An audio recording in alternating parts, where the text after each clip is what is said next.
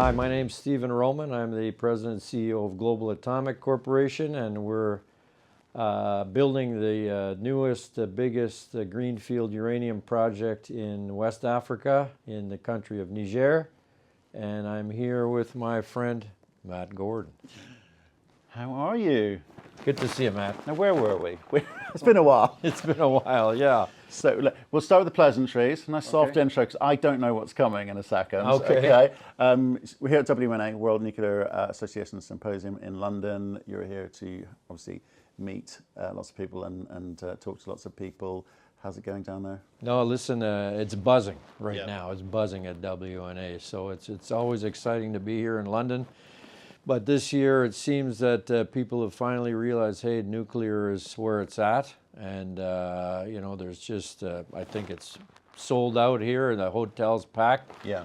And, we're having a lot of meetings with utilities, with investors, with general market people. And it's very exciting. It is exciting. I mean, Microsoft is even here. Microsoft just announced that they've joined the WNA. So that's big news. And I think it's a sign of things to come that tech now is getting involved with nuclear because they know that's the only way to power data centers and their development. So with Microsoft moving in, we'll probably see Mr. Gates here floating around at some point. Step away from politics. We have not talked prior to this conversation that we're now having, so I literally don't know what you're about to say. So I'm going to start with the question which is on everyone's lips, which is around financing. Yes. Okay. Where are we? Financing, of course, everybody knows that we've had our issues with military coups and nationalizations and government changes, and of course, each one of those events has caused delays in our financing. Just from effective nervousness of people, nervousness of investors, although, you know what, we've got a very solid, supportive group of institutional investors that have been with us since the beginning, and I thank them profusely for sticking with us. We are in full build mode there. We have slowed things down, as we've announced with our press releases, but we have 700 people working at site right now. So the mine is developed now down to the 3rd level. We're doing 5 levels. We're preparing stopes for mining. And the earthworks are just about complete. I would say November they'll be completed. And we're now doing civils at site. So pouring cement, putting in rebar. All of our equipment is arriving. We've got a big laydown area with all of our key equipment there. Yeah. Now, of course, that's all been financed with equity. Yeah. And people are getting tired of us going to the market for equity. But I keep telling them, listen, you know what? The main goal is to get Dasa built. This is a tremendous asset. It's a company building asset. And we can always buy the shares back. So that would be my idea once we're up and cash flowing. In the meantime, of course, we've been working on a potential JV, and we've been working with the DFC in Washington. So that, I would say, both of those prongs of financing attack have been moving forward very well. I would say since the Trump administration has come in, there's been a complete change of attitude in the United States. I think that they've declared uranium as a critical mineral. The administration, right up to Secretary of State Marco Rubio, knows about our project. So they, it has been basically blessed by the White House, the State Department, and various others in the administration. They say, we need this project. We've had very good support letters from our utility customers in the United States. And frankly, we've managed to move the process through despite all the delays to the point where we now have a term sheet and we expect to have final reading on the whole thing and approvals this last quarter of the year. So that would be, I think, a momentous occasion for Global Atomic and all our shareholders.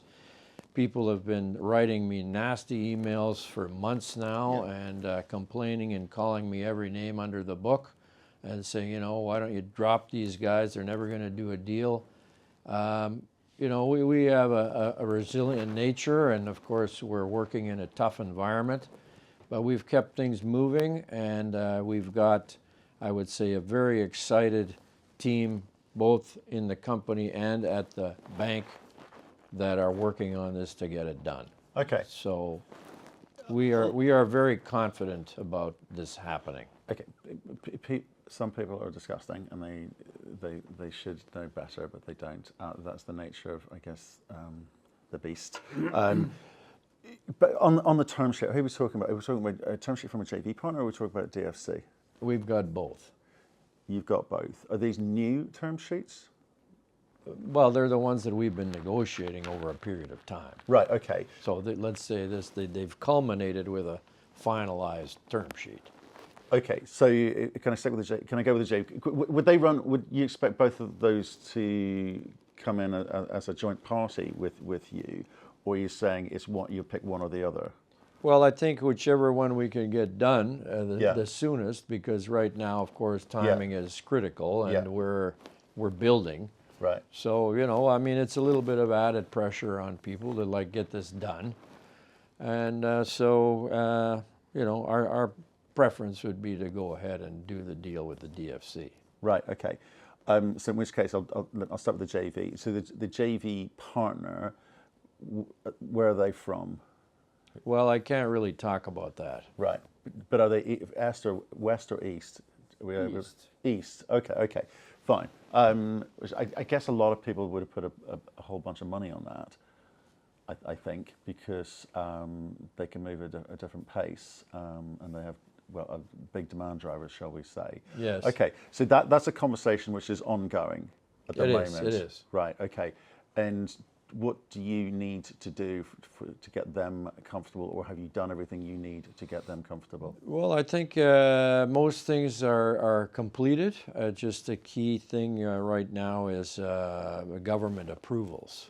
Right. So from the Canadian side and from their side. Okay. And how long will that process take? So from the Canadian side, that will kind of affect the structure of the deal. It could. Right. It could. Okay, so that could be at asset level. And this is what people don't understand that are writing nasty emails, is that you're dealing with a number of governments. Yeah. You're not just dealing with me sitting in an office and saying, okay, I'm going to do a deal with you. Yeah. Here, sign the paper. What's the matter with you? Get it done. Yeah, then you have to take it to the Canadian government, and it goes through the entire bureaucracy there, and they have to vote on it. They have to opine on whether this is strategic or not for Canada. Then it's got to go to the other nation's government, and they have to go through it all and vote on it. And then it's got to go through the Niger government, and they have to say, oh, do we want these guys as a partner? Yeah. So this is all balls in the air that you've got to deal with every day. Yeah. So you know what? People just don't realize that these things don't happen overnight. Yeah. And this is the issue. Yeah. So with the other situation in America, I mean, we are primarily supplying U.S. utilities, and they're probably taking 90% of our offtake contracts at the moment. This is strategic. Mm-hmm. Our mine will produce as much as every uranium mine combined in the U.S., and they need the pounds. Right. They're burning 50 million pounds a year. They're making, with everything ramped up, maybe 4 or 5 million pounds a year in the United States. So there's a big delta there. Okay. So, they're incentivized to maybe do a deal and get it done quickly. It's taken a while, as I said, because of different geopolitical events.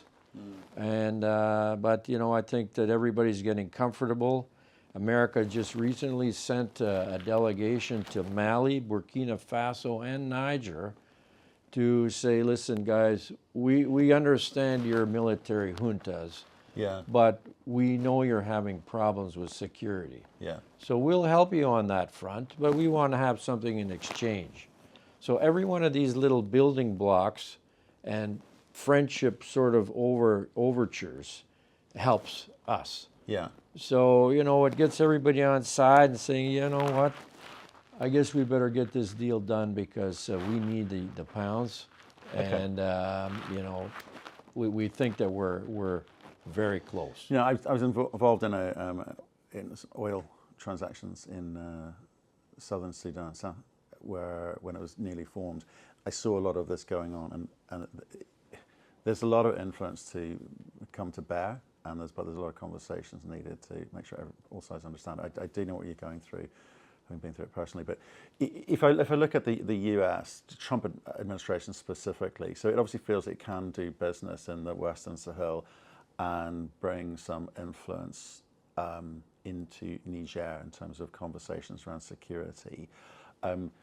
What does that do for the DFC? Does that give the DFC comfort? Because I think Trump is directly controlling that monies now, isn't he? Or oversight. Well, let's put it this way. He's changed the sort of top-level administration. Yeah. So now Mr. Marco Rubio, Secretary of State, is the chairman of the DFC. He's bringing a guy named Benjamin Black as the CEO. He's a businessman. He's not a government bureaucrat. So all of this has been very positive for the overall structure. Yeah. But then when they see that State Department is getting involved in talking to these countries and providing security aid, then they're saying, hey, you know what, there's a concerted effort here to have something done in the region. And, the governments are what the governments are. We want to be friends with them. Yeah. And we want to have some sort of mutual relationship that's beneficial. Right. So that suggests there's conversations happening, but agreements will need to be made and signed, relationship for all that kind of good stuff that goes on. Mr. Trump did it in DRC. Yeah. He tried to do something in Ukraine. So I mean, they're outreaching globally to try to build relationships. Okay, but I'll come back to the time thing. So you said, presumably by the end of the year, if there's two term sheets there which are nearly ready to go, and it's a question of agreeing with one, it'll have to be one or the other, won't it? Yeah. Right. It sounds like. Then you're not far away. You've raised money a couple of times this year already, just to keep things advancing and moving. Does that change the nature and structure of the term sheet? Because obviously you're spending money you weren't expecting to have to spend. Well, yeah, it changes the amounts required at the end of the day, because we've spent a lot of the money already. Yeah. Yeah. Okay. So that helps. Helps. Yes. Okay. Does it help with the the cost of that money, or Well, I mean, unfortunately, because of the coup and what's happened in the interim, our share price has gone down from $5 to 50 cents. Yeah. So when you're raising money now, it definitely costs you money. Yeah. And creates a lot of dilution, which nobody likes, including me as a big shareholder. Yeah. But, you got to keep your eye on the ball. You got to get this Dasa project built, because I've got a lineup of people that want to buy uranium. Well, yeah, it's one of those things, you can't be half pregnant, right? No. This thing needs to get over the line and get producing cash. And a lot of people say, hey, why don't you shut it down? Just wait. And do they realize that if you shut it down, it might disappear? Yeah. I think that's the next question, I think, in terms of managing risk and so forth. The US government's involvement, does that reduce the risk of the Niger government, junta, whatever you want to call it, waiting for you to build it and then come in and take it off of you? I've asked them that. Yeah. And they said, no, that's not their plan. Yeah, but they would. But I'm saying, of course you would say that. Of course that you would say that. Yeah. But I would agree with you, yes, having an American partner there and supplying U.S. utilities would be very good from an insurance point of view. So the U.S. would be very disappointed if anything was taken off the table. Well, I would say so, yes. Right. Okay. Yeah, I can imagine. Okay. So let's get back to that's, I guess, as much as you can say for now on the financing. So it sounds like you're getting close to being able to make a decision, and it's getting back more in your control rather than a waiting game. That's it. Okay. Fine. Yes. tell me more operationally on the ground. Where will you be at that point in time? Because people are going, well, that's great. What's the build-out time frame after that? Say you get to sign the term sheet, and let's say within a reasonable time frame of whatever, 4 weeks, 6 weeks, you actually get some cash in. What do you do with it, and how close are we to making money? Okay, well, because of slowdown and the length of time this is all taken, you know, the project's been delayed. So we're not on the original schedule. Of course. So I would say that we won't be producing until Q1 of 27 now. So finish the plant by the end of next year, 2026.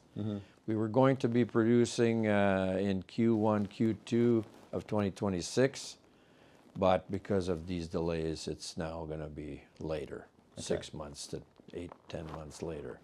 Okay, fine. And in terms of the people, you've got a lot of people on the ground at the moment. We have a lot of people on the ground. It's pretty much all local people, contractors, everybody, the earthworks contractor, civil works contractor, building contractors, all local people.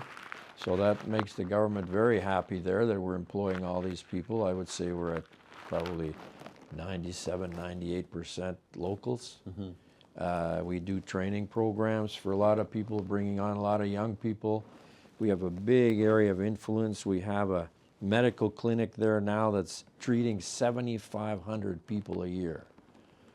You know, drilling water wells, doing all these ESG activities there. We've been doing them for years. But, you know, we're the biggest thing going in the country. Is that right? Yeah. You know, the Chinese built, of course, the oil and gas refinery there. They have a good oil production base there. They built a pipeline to Cotonou, but you know, that's up and running. So as far as mining goes, we're it. I mean, we're the biggest mining project going on in the country. Right. And you were out there this year, right? You went there. I've been there about 4 or 5 times. I'm going there again on Sunday. Oh, okay. Yeah. Okay, right. So I leave London and I'm going to Niger. Fantastic. Okay. So, you know, we've got high-level meetings there and just reiterating and getting support letters from the government that, hey, you know, this thing is moving along and we want you to continue backing us there. They've been very supportive. Yeah, I think that's my experience of working in Africa. And I've worked in 25 countries in Africa. You know, as long as people see you spending the money and not trying to blag it, as we say here in the UK, like you know, kid them along. That's it. They're happy because it's jobs. Yeah. Security of that job, and I think the thing at the moment in terms of the resource nationalisation across Africa, they just want the kind of fair share of the goods. So I think that's correct. So has there been any discussions around kind of, you know, whether it be sort of tax code, tax regime for you? Has that changed any, or is it No. Well, there's a new mineral code being brought in 2027. Okay. And, you know, they've dropped the royalties from 12% to 7%. The corporate tax is still the same at 30%. Yeah. So, yeah, no, things like that haven't really changed. They've talked about maybe picking up more VAT on some things, but really, when you take the whole project into account, the Niger government, the Niger people get a lot of this project. I won't go into exact numbers at the moment, but it's I would reiterate what you've said. It's a fair share. Fair is the word we're looking for. That's right. That's what they're looking for as well. Yeah. Okay, yeah. and just one last question, just because I missed out. Well, on the TFC, obviously with Marco Rubio in and Trump's changes at the top, DFC is meant to be, well, some people start putting this out, well, we're not going to just dish it away to all and sundry. It's for American companies. Is it for American companies, or is it for the good of America, i.e. can Canadian companies benefit? There's no doubt in your mind that DFC is in conversation and capable and able to give you capital. They have definitely the capital available, and clearly they like to support developing regions. Yeah. But obviously they want to have some benefits flowing back to the United States. Okay. So they were very keen on finding out who we contracted with, and of course they're very happy that we're contracting with some of the biggest utilities in the United States. Right. Okay. That have given us good support at that level. Is that conditional? Would No. that be a conditional? I mean, I know you're already doing it, but No, would it have no. been There's conditional? been no conditionality to it at all. We did this as part of our Yeah. flow of business. Right. But when we presented it to them, they said, "Oh, that's great." Okay. So they liked that. But supporting a project in Niger or any other third world country is what they do. So they have a very large budget for that. And frankly, they just put in 567 million into a project in Brazil. Well, I mean, clearly they want to get some benefit out of that. And ours is, of course, much smaller than that from a point of view of capital. I think, we're in the 250 to 270 million range. And we've spent now probably close to 250 million on the project if you include our exploration expenditures and what we've spent so far building. So, we had a requirement to spend 40%, and they would cover 60 as a loan facility. So we're there now. Yeah. Okay. Fantastic. And okay. Well, I think that's good news. Where do we go from here? As investors, what am I? We just sit back and wait and you say, like, trust me, there'll be an announcement by the end of the year. We're on top of this. Is that how I should feel right now? Well, instead of sending you all those nasty emails. Yeah. So you're the one that was It's doing me. it. I had to put my hand up. No, definitely not. No, listen. I think investors have to have and realize the stress level and the patience that you need to move things forward in this kind of an environment. But And just the people that are buying shares, like small investors, this is a high risk business. Maybe they should buy a utility or a Bell telephone or something like that, and not try to get rich quick overnight, because with a project like this, it's a major tier 1 world-class project. It's a $500 million US build out here. It's the biggest, highest grade uranium deposit in Africa. It takes time to get this done. It's not something you can do overnight. No. People need to realize where we were and where we are now, and I would say that we're significantly oversold. Here's the thing. I think different jurisdictions come with different benefits and challenges, right? Whether it be South America, Canada, Africa, etc. So I think, but the time frame is the telltale sign here. How quickly, do these things get built once they've got permission to be built? And everyone's got its own challenge. I would say that to the audiences. So sometimes patience is required. Well, listen, I'll give you a good example. Denison Mines Limited. My father started that company. I worked there. I went underground when I was 5. I started working underground as a miner when I was 19. Before I left there, we had a couple exploration projects on the go. One was called Wheeler River. And you've probably heard that Wheeler River is what Denison is sort of promoting now. Yeah. Well, that's 35 years ago. Okay? Yeah. I've been in Niger 20 years. We discovered Dasa in 2010. Yeah. Now it's 2025, so it's like 15 years later. It'll be done faster than Wheeler River got done. That's my point. So, I think people need to realize on these mining projects, these things can't be done overnight. And I think that this is another area where utilities, fuel buyers out there, they were used to having uranium sort of fall from the sky, and they, oh yeah, we'll pick up as much as we want and, pay whatever we want. Well, that's all dried up now, and they have to realize that, hey, 10 years minimum by the time you explore and develop a project, minimum. Probably more like 15 or 20 years. Yeah. So that's where we're at. So we're at the culmination point where we're going to have all the pieces together.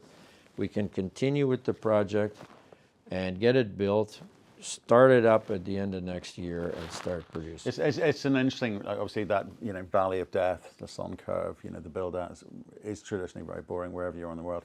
for most. But we're at that sort of inflection point. So with the timings that you're indicating at the moment, that would put you in a kind of rarefied air as being a producer, of which there are not many at the moment. But for those who are, it's quite interesting to sort of see the share performance over the past 18 months or so. So yeah, well, good luck to you. Thank you. Thanks for coming in. Matt. It's been a while, and it's good to we were see waiting you. patiently for this one. Yeah, everybody's waiting patiently, and I just urge people to have patience. We are definitely getting it done, and we're working hard at it. And I'm back and forth to Niger all the time, and various other locations that are required. You know, it's going to be a big one. It's going to be a good one.